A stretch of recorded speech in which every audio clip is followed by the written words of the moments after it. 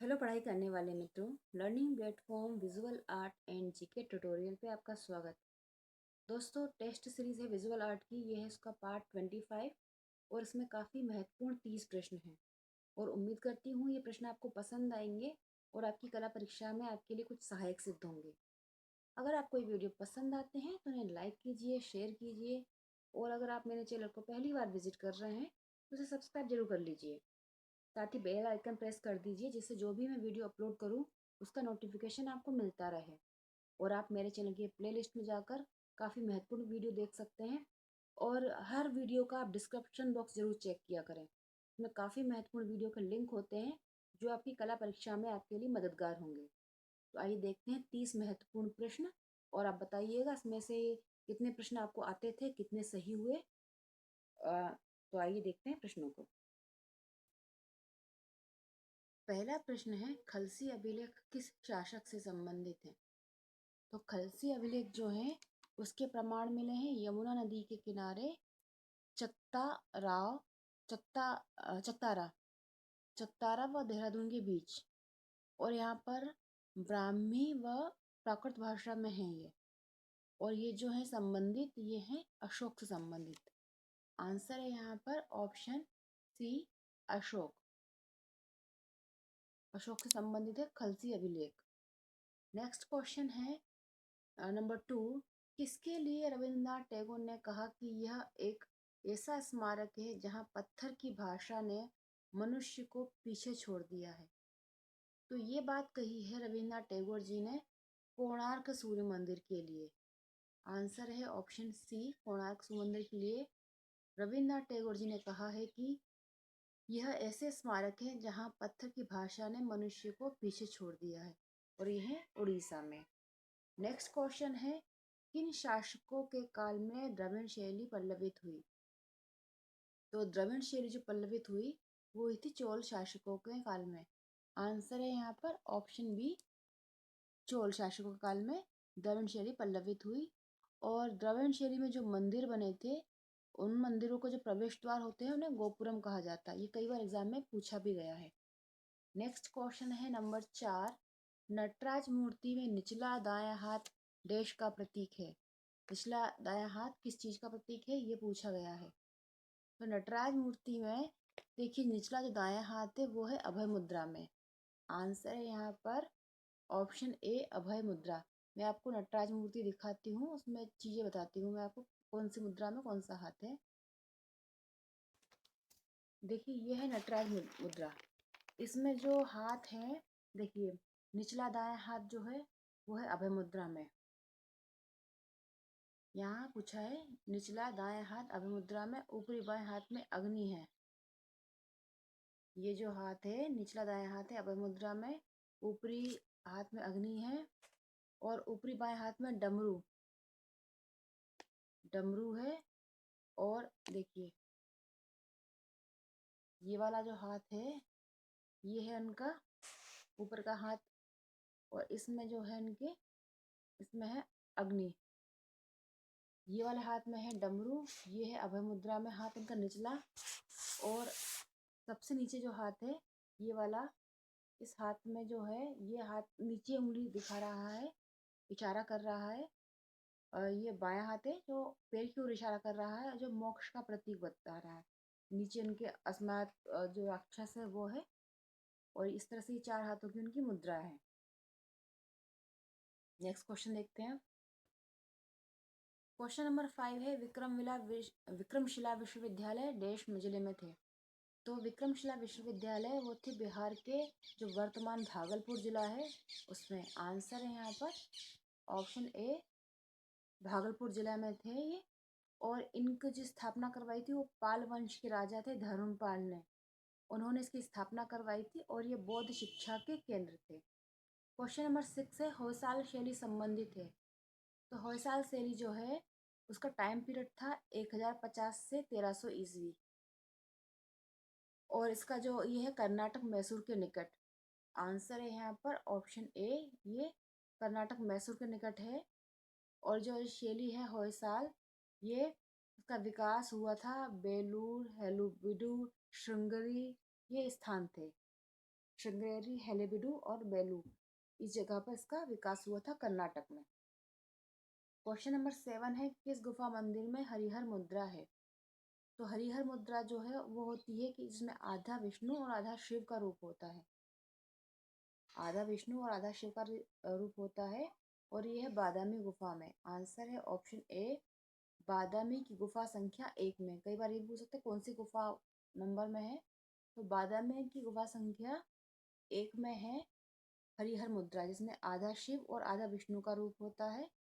और बादामी में 4 गुफाएं हैं, 3 जो हैं हिंदू हैं और एक जैन गुफा है। और यहाँ की वास्तुकला जो है वो 6वीं शताब्दी ईसा पूर्व की है, और ये चालुक्य द्वारा विकसित हुई थी। आंसर है यहाँ पर बादामी गुफा संख्या 1 में है हरिहर मुद्रा। क्वेश्चन नंबर 8 है, मोढेरा सूर्य मंदिर का निर्माण काल था? तो मोढेरा सूर्य मंदिर जो है वो है गुजरात में है, और इसका जो निर्माण काल था वो था 11वीं शताब्दी। आंसर है ऑप्शन ए, 11वीं शताब्दी में इसका निर्माण हुआ था, और ये जो है वो है गुजरात में। क्वेश्चन नंबर 9 है, नवलखा मंदिर स्थित है? तो नवलखा मंदिर जो है वो है गुजरात में, गुजरात के घुमरी में है, और 11वीं शताब्दी में इसे सोलंकी और मारू गुर्जर शैली में बनाया गया था। सोलंकी शासकों ने इसे मारू गुर्जर शैली में बनाया था, और ये है गुजरात में। क्वेश्चन नंबर 10 है, नवलखा मंदिर है? तो नवलखा मंदिर जो बताया मैंने अभी गुजरात में है, इनका जो डायरेक्शन है उनका मुख है पूर्व की ओर। आंसर है यहाँ पर ऑप्शन ए, ये पूर्व मुखी है नवलखा मंदिर जो गुजरात में स्थित है। क्वेश्चन नंबर 11 है, गंजीफा कार्ड को किस वर्ष भारत सरकार का जीआई टैग प्राप्त हुआ है? तो गंजीफा कार्ड जो है, या गंजीफा कार्ड या गंजीफा चित्र कहा जाता है, गंजीफा पेंटिंग कहा जाता है, इन्हें वर्ष 2008 में मिला था जीआई टैग भारत सरकार का। आंसर है ऑप्शन सी। और ये जो थे गंजीफा कार्ड, ये मध्यकालीन काल के पत्तों का खेल होता था, जो मुगल दरबार में काफ़ी लोकप्रिय था। आंसर है यहाँ पर ऑप्शन सी, वर्ष 2008 में जीआई टैग प्राप्त हुआ है। क्वेश्चन नंबर 12 है, राजा रवि वर्मा का समयकाल था? तो राजा रवि वर्मा का जो टाइम पीरियड था वो था 1848 से 1906। आंसर है ऑप्शन यहाँ पर नो नीचे हो पाया है, 1848 1848 से 1906। आंसर है यहाँ पर ऑप्शन बी, इनका केरल में जन्म हुआ था, और पश्चिमी जो कला थी, मतलब ऑयल पेंटिंग, उसको भारत में स्टार्ट करने का श्रेय जाता है। क्वेश्चन नंबर 13 है, मामलेश्वर मंदिर स्थित है? तो मामलेश्वर मंदिर जो है वो है पहलगांव, जम्मू एंड कश्मीर में। आंसर है यहाँ पर option B, Jammu and Kashmir के पहलगांव में है, और ये 400 ईस्वी के आसपास निर्मित हुए थे। मामलेश्वर मंदिर जो है शिव का मंदिर है ये, और ये मंदिर स्थापित हुए थे, निर्मित हुए थे 400 ईस्वी के आसपास। क्वेश्चन नंबर 14 है, परी महल का निर्माण करता था? तो परी महल का निर्माण करवाया था 17वीं शताब्दी में मुगल राजकुमार दारा शिकोह के द्वारा। आंसर है ऑप्शन ए, दारा शिकोह ने इसे बनवाया था 17वीं शताब्दी में, और ये भी कश्मीर में है परी महल। क्वेश्चन 14 का आंसर है ऑप्शन ए। क्वेश्चन नंबर 15 है,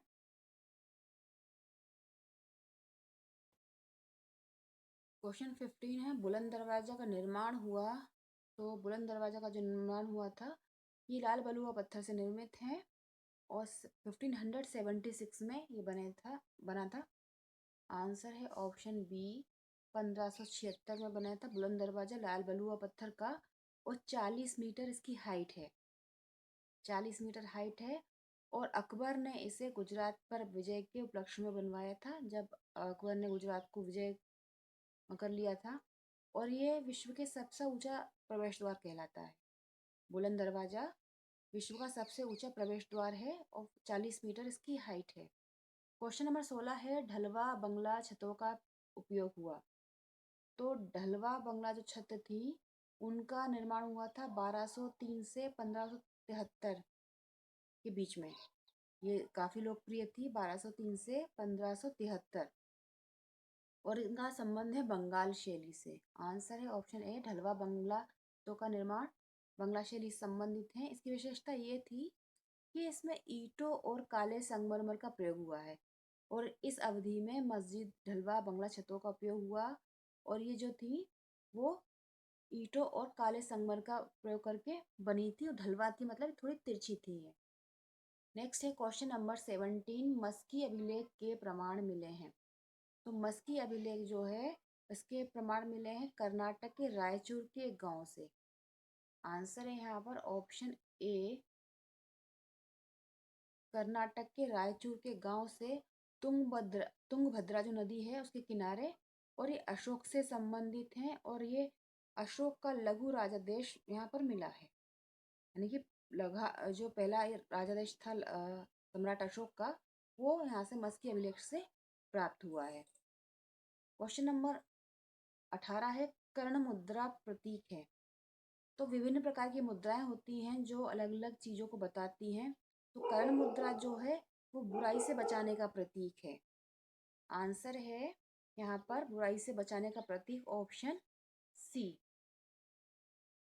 कर्ण मुद्रा जो है बुराई से बचाने का प्रतीक है। बाकी कुछ मुद्राओं के मैं आपको चित्र सहित बताती हूँ कि क्या क्या काम होते हैं, क्या प्रतीक है मतलब इसका। देखिए पहली है ये ज्ञान मुद्रा, फिर है वायु मुद्रा, आकाश मुद्रा, शून्य मुद्रा, पृथ्वी मुद्रा, सूर्य मुद्रा और प्राण मुद्रा। ये है कुछ मुद्राएं। इसके अलावा होती है अभय मुद्रा। अभय मुद्रा जो होती है जैसे आशीर्वाद होता है, एक होती है भूमि स्पर्श मुद्रा। और भूमि स्पर्श मुद्रा जो होती है ये बुद्ध की कई प्रतिमाओं में प्रसिद्ध है और इसका जो वो महत्व वो है सत्य का गवाह बनने के लिए पृथ्वी का आवाहन। ध्यान मुद्रा जो होती है वो दोनों हाथों के अंगूठे एक दूसरे को स्पर्श करते हुए दिखाए जाते हैं इसमें, और ये जो होती है आध्यात्मिक पूर्णता की प्राप्ति का प्रतीक होती है। वितर्क मुद्रा जो होती है, ये सारी मुद्राओं की जो मैं आपको डिटेल बता रही हूँ ये सारी बुद्ध की प्रतिमाओं से संबंधित है। वितर्क मुद्रा जो है वो उपदेश के शिक्षण का चरण का घोतक होता है बौद्ध धर्म में। अभय मुद्रा जिसमें बताया आशीर्वाद वाला प्रतीक होती है, ये ज्ञान प्राप्ति के सुंदर के तुरंत बाद दर्शाई गई जाती है। मतलब किसी को जब आशीर्वाद लेता है कोई तो उसके बाद जो मुद्रा होती है ज्ञान मुद्रा अभय मुद्रा होती है।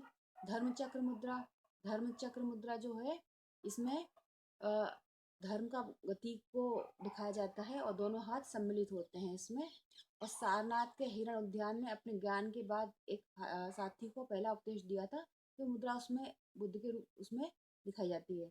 अंजलि मुद्रा जो है, अंजलि मुद्रा यानी कि हाथ जोड़ के नमस्कार करना, ये अभिवादन, भक्ति और आराधना का प्रतीक होती है। उत्तर बोधि मुद्रा होती है, ये सर्वोच्च ज्ञान का प्रतीक होती है।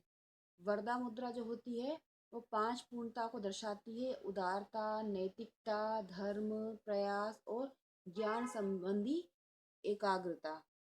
कर्ण मुद्रा जो मैंने बताया आपको बुराई से बचाने का प्रतीक होती है और ये जो होती है ऊर्जा देने वाली मुद्रा होती है, बीमारी या नकारात्मक विचार ऐसी बाधा दूर करने में सहायक होती है। अब वापस चलते हैं क्वेश्चन पर। कहाँ से विज्ञापन पट्टिका की भांति 10 बड़े आकार के संकेताक्षर मिले हैं? क्वेश्चन नंबर 19 में। तो ये जो मिले हैं वो धोलावीरा गुजरात से। आंसर है यहाँ पर ऑप्शन ए, विज्ञापन पट्टिका की भांति 10 बड़े आकार के संकेताक्षर मिले हैं वो धोलावीरा गुजरात से। और गुजरात में स्थित है धोलावीरा।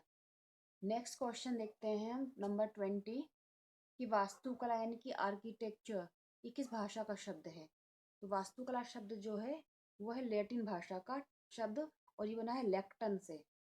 आंसर है यहाँ पर ऑप्शन ए, लैटिन भाषा का शब्द है आर्किटेक्चर यानी कि वास्तुकला और ये लैक्टन शब्द से बना है जिसका अर्थ होता है बिल्डर यानी कि निर्माता।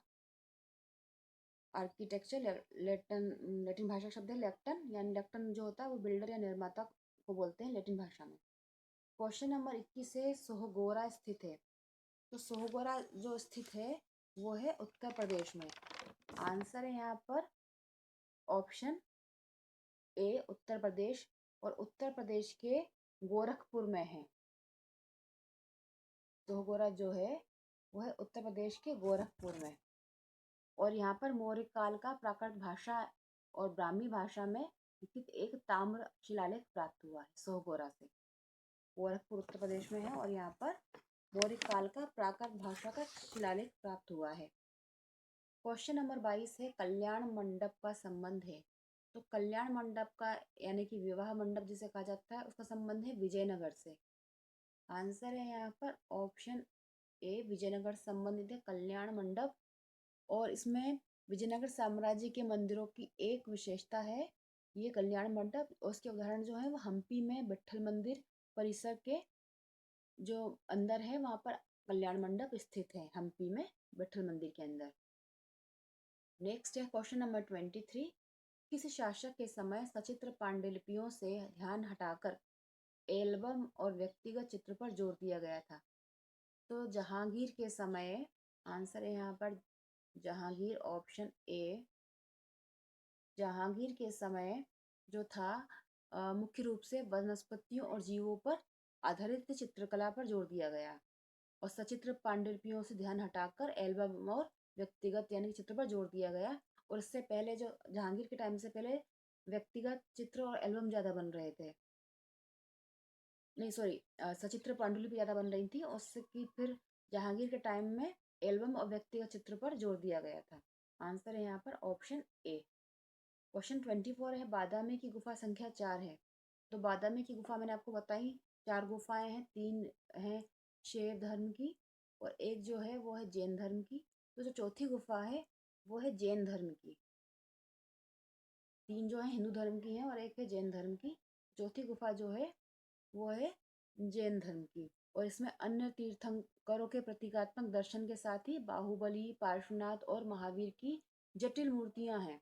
और जो बाहुबली कायोत्सर्ग मुद्रा में यहाँ पर खड़े हुए ऐसी मूर्ति यहाँ पर प्राप्त हुई है।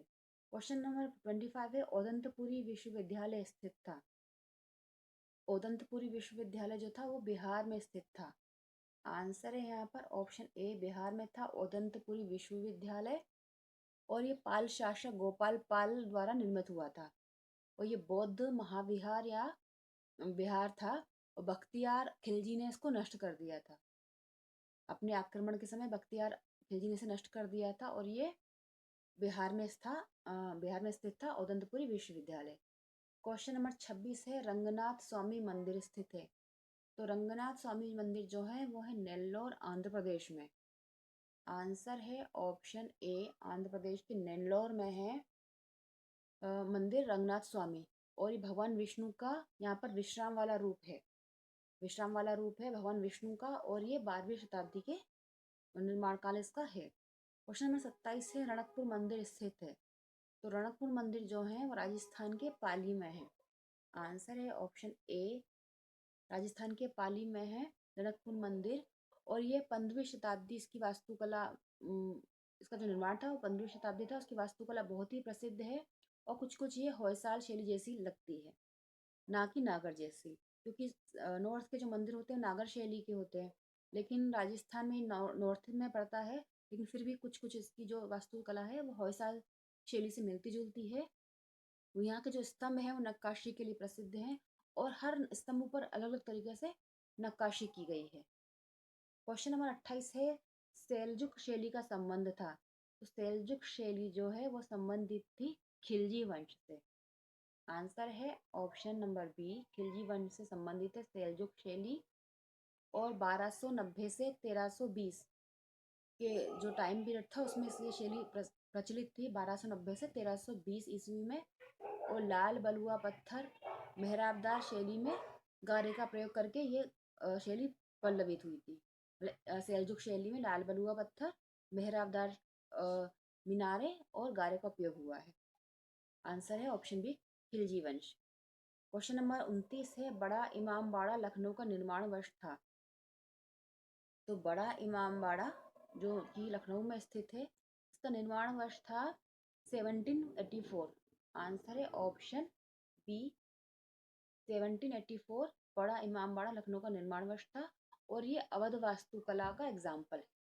बड़ा इमामबाड़ा लखनऊ का अवध वास्तुकला का उदाहरण है।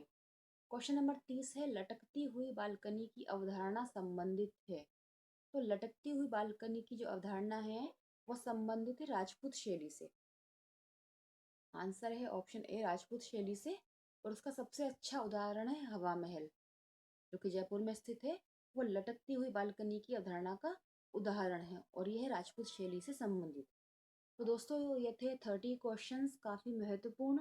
आपको ये वीडियो कैसा लगा आप कमेंट करके बताइएगा। पसंद आए तो लाइक ज़रूर करिए।